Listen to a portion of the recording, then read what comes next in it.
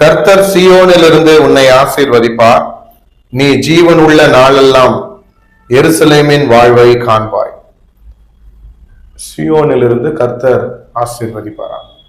இதுல ஒரு பாட்டு நமக்கு இருக்குது. சீயோனை குறித்து ஒரு பாடல் இருக்கிறது.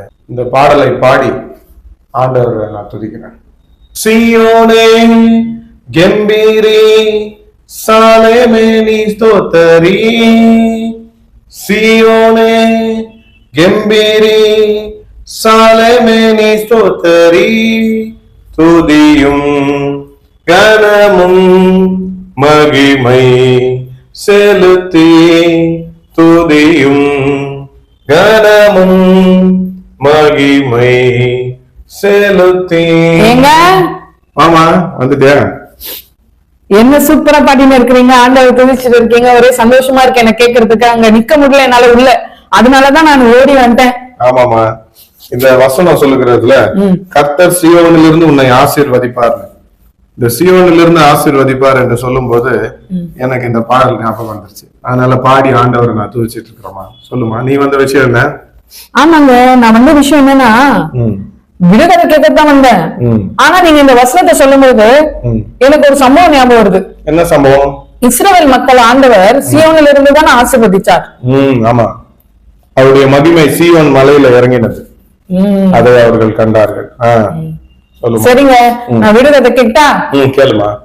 சரி, விடுகதை உங்களுக்கு தான் வியூவர்ஸ். நான் கேட்கிற விடுகதைக்கு ஈஸியான ஆன்சர் தான், உங்களுக்கு தெரிஞ்ச ஆன்சர் தான். உங்களுக்கு தெரிஞ்சிச்சுன்னா மறக்காம கமெண்ட் பாக்ஸ்ல கமெண்ட் பண்ணிடுங்க ஆன்சர். ஆண்டவரின் வீடு ஆர்ப்பரிப்பின் வீடு, பரிசுத்தமான வீடு, பர்வதமாகிய வீடு. அது என்ன வீடு? தெரிஞ்சா உடனே கமெண்ட் பாக்ஸ்ல ஆன்சரை கமெண்ட் பண்ணுங்க. சரிமா, வியூவர்ஸ் கரெக்ட்டா கமெண்ட் பண்ணிடுவாங்க. சரிங்க, ஆன்சர் சொல்லிடுவாங்க. நம்ம பிரேயர் பண்ணலாமா? சரிங்க, ஜெபிக்கலாங்க. ஜெபிப்போம். ஆண்டவரே, நீர் சீயோனிலிருந்து உமது மக்களை நீர் ஆசீர்வதித்தீர் கர்த்தாவே. அதே போல நீர் யாரெல்லாம் அழைத்தீரோ, யாரெல்லாம் தெரிந்து கொண்டீரோ அந்த மக்களையும் கர்த்தாவே நீர் அவர்களுடைய இல்லங்களிலே, அவர்கள் போகின்ற இடங்களிலே நீர் ஆசீர்வாத மழையை பொழிந்து அவர்கள் ஆசீர்வாதமாய் உம்முடைய மகிமையை பெற்றுக் கொள்ளுகிறவர்களாய் நீர் பாராட்டின அன்பிற்காக, தயவிற்காக உமக்கு நன்றி செலுத்துகிறோம் சுவாமி. ஆண்டவரே, ஒவ்வொருவரின் இல்லங்களிலும் நீரே தலையாக இருக்கிறீர்.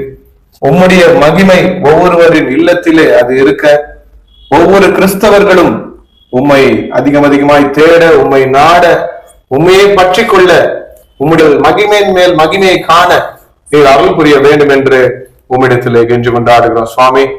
ஆண்டவரே, இதோ இந்த யூடியூபை பார்த்து கொண்டிருக்கிறவர்களுக்கும் அவர்களுடைய இல்லங்களிலும் உம்முடைய மகிமையை நீர் விளங்க பண்ணுவீராக கர்த்தாவே.